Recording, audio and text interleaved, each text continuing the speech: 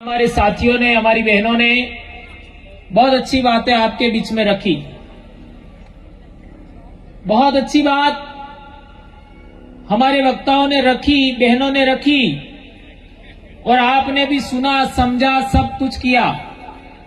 लेकिन एक जरूरी बात मैं कहना चाहता हूं, आखिर क्या कारण है कि हमको दोयम दर्जे का इंसान माना जाता है? यानी दूसरे लोग तो ऊंचे हैं, बड़े हैं, उनकी इज्जत ज्यादा है, उनकी प्रतिष्ठा ज्यादा है, और हमारी इज्जत, हमारी प्रतिष्ठा, हमारा सम्मान कम है। उसका कारण क्या है? लोग कई अपनी अपनी बातें कहते हैं कि हम ऐसा है, वैसा है, ये है, वो है,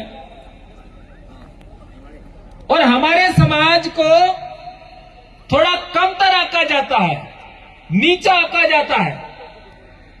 आखिर उसका कारण क्या है? आप लोगों ने देखा होगा कि अपने इलाके में जो बच्चे स्कूल छोड़ देते हैं 9वीं 10वीं के आसपास, वे बच्चे अक्सर उल्टे सीधे बाल काटते हैं, 1 डेढ़ लाख की गाड़ी लाते हैं, और फिर फास्ट गाड़ी चलाते हैं, एक्सीडेंट भी हो जाते हैं। अपन बहुत कुछ समझाते हैं, इसके बावजूद भी बच्चे नहीं समझते हैं, बात नहीं मानते, और इस बीच में कुछ बच्चों का एक्सीडेंट होकर के मृत्यु भी हो जाती है।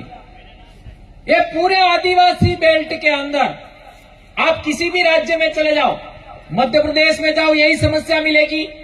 गुजरात में देखो, राजस्थान में देखो, कहीं पर भी चले जाओ, जो बच्चे ने स्कूल छोड़ दिया 8वीं से लगा करके 11वीं के बीच में, वो बच्चे अक्सर ऐसा ही करते हैं,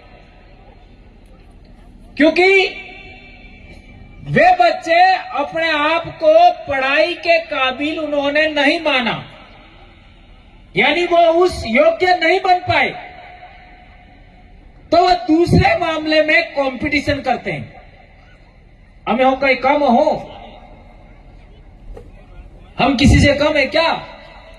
तो जो उनकी पीढ़ी के बच्चे जो पढ़ाई में आगे बढ़ जाते हैं, वो उधर पढ़ाई में आगे बढ़ते हैं, ये अपने आप को रोब झाड़ने के लिए, इस तरीके से मैं किसी से कम हूं क्या, ऐसा दिखाने के लिए ऐसा बच्चे करते हैं।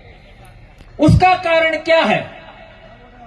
उसकी भी जड़ में आप देखोगे तो हमारा समाज है वो स्वाभिमान के साथ जीवन बसर करने वाला समाज है। तो वो अपनी आशाओं, आकांक्षाओं, इच्छाओं के अनुरूप जब काम नहीं कर पाता है, तो वह दूसरे तरीके से अपने स्वाभिमान को दिखाने की कोशिश करता है। क्योंकि उस समय बच्चों को इतनी समझदारी नहीं होती है, इस वजह से वो अपना स्वाभिमान को जिंदा रखने के लिए, आगे बढ़ाने के लिए कि मैं भी किसी से कम नहीं हूं, यह दिखाने के इस तरीके की प्रतिस्पर्धा करता है।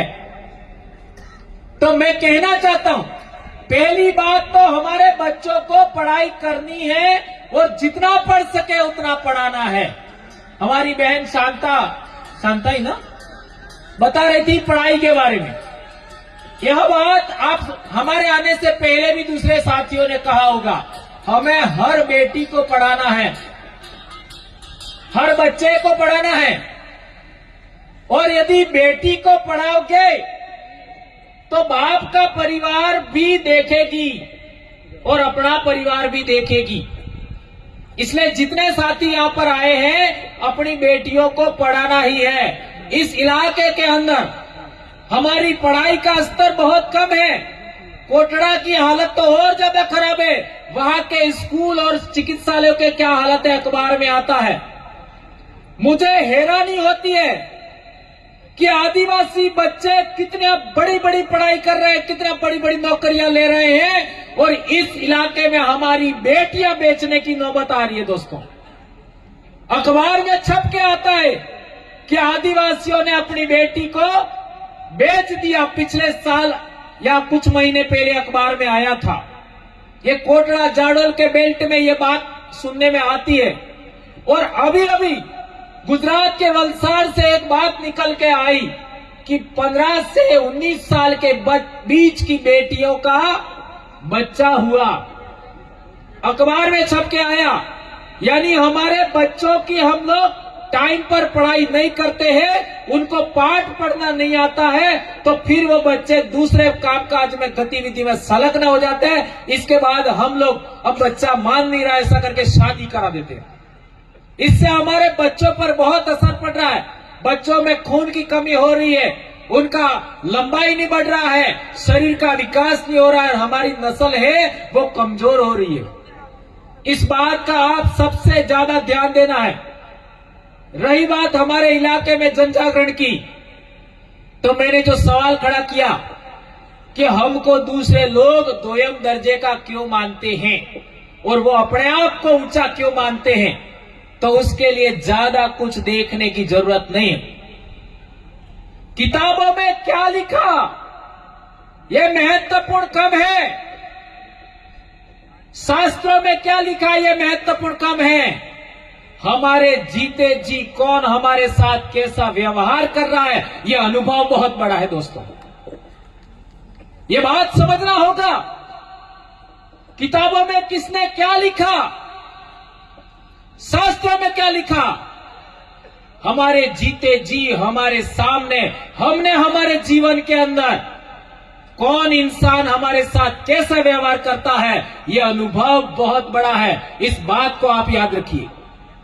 तो हमारा अनुभव है, आज मेरी उम्र भी 50 साल एग्जैक्ट चल रही है अभी, और मैंने अपनी पढ़ाई के दौरान मेरे को कभी मालूम नहीं पड़ा कि मेरे समाज के साथ छुआछूत होती है, क्योंकि मैं पाल का बेटा हूं और पालों में किसी की हिम्मत नहीं है, किसी की औकात नहीं है कि पालवी आदमी को कोई छुआछूत करे, किसी के सामने हिम्मत नहीं है कि वो उसको दबाए।